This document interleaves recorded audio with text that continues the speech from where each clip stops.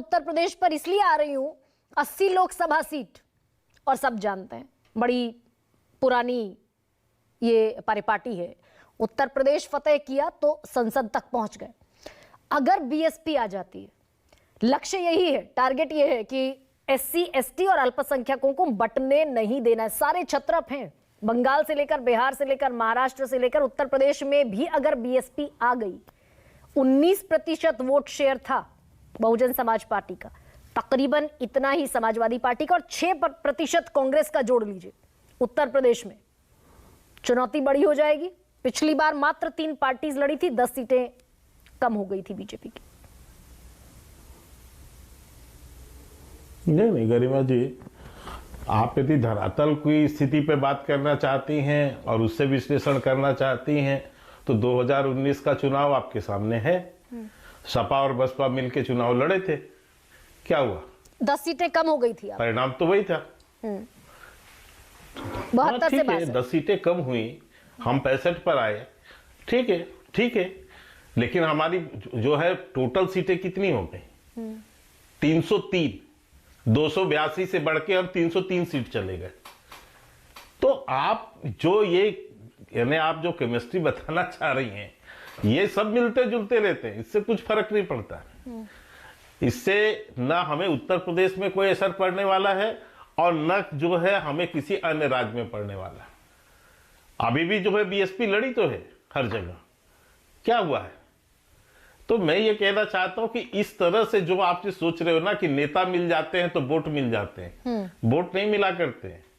ये फोटो आपके लिए बहुत अच्छे लगते हैं, उसके परिणाम नहीं होते हैं। तो दिल्ली में भी जो और ये भी समझ के पूरा प्रदेश जो है इस बात को एक मिनट दिल्ली में आप लोग जो 38 दल मिलकर बैठे, वो भी फोटो आपके लिए बैठे कि भाई चिराग पासवान मोदी जी के पैर छू रहे हैं, वो तस्वीरें बाहर आ गई। That was also for the photo op, ऐसा मानूं फिर मैं? नहीं, लेकिन हम तो सक्सेस नहीं, तो हम तो सक्सेस हैं। हम कहा, हम तो सरकार बनाए, इन्हीं दलों के साथ मिलकर हम सरकार बनाए। और दूसरी बात, अभी मैं सुनील जी को सुन रहा था, मैं उसकी की बात कर रहा हूं। उन्होंने ही कहा कि भाई 2019 के चुनाव के बाद आज तक हम दोनों एक साथ कभी नहीं बैठे, हमने कोई बयान नहीं दिया, जो कुछ दिया बीएसपी ने दिया।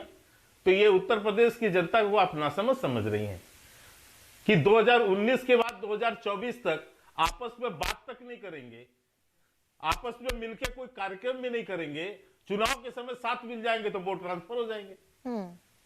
मतलब ये मुझे तो ये ऐसी राजनीति नहीं, ये तो के शर्मा आपके गठबंधन में भी होता है सवाल। हालांकि मुझे कुछ और पूछना था, लेकिन आपने जिक्र किया इस बात का।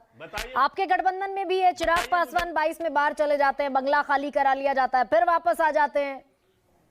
जीतन राम मांझी कुछ दिन पहले तक नीतीश कुमार के साथ थे, अभी आपके पास है।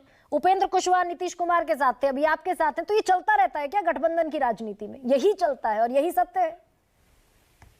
नहीं, गठबंधन की राजनीति में है ये चीजें, लेकिन ये जुड़ाव दिखता है ना। पहले उस समय भी जब चिराग पासवान गए तो वो मोदी जी के अगेंस्ट कभी नहीं थे। उन्हें लगातार एक बात तो कहते रहे कि मोदी जी का हनुमान हूं मैं। उन्होंने ये भी कहा मेरी जो है मेरा जो है विरोध नीतीश कुमार से है। नहीं, ये भी कहा नहीं, ऐसा है गरिमा जी, सुनिए, वो इन्होंने बार बार स्पष्ट किया कि नीतीश कुमार के कारण मैं अलग हूं और मेरा विरोध नीतीश कुमार से, और नीतीश कुमार अलग हो गए। तो हम ये कह रहे हैं कि इससे नहीं है। बाकी आप जो कह रहे हैं कि क्या ये आपने 18 तारीख का और कुछ प्रश्न किया मेरे से, एक बार दोहरा दीजिए उसको, तो कि 18 तारीख को कोई बैठक हुई। हाँ। मैं के शर्मा, आपकी आवाज जरा अभी थोड़ा तकलीफ दे रही है, उसको दुरुस्त करा के मैं आपके पास लौटती हूँ। लेकिन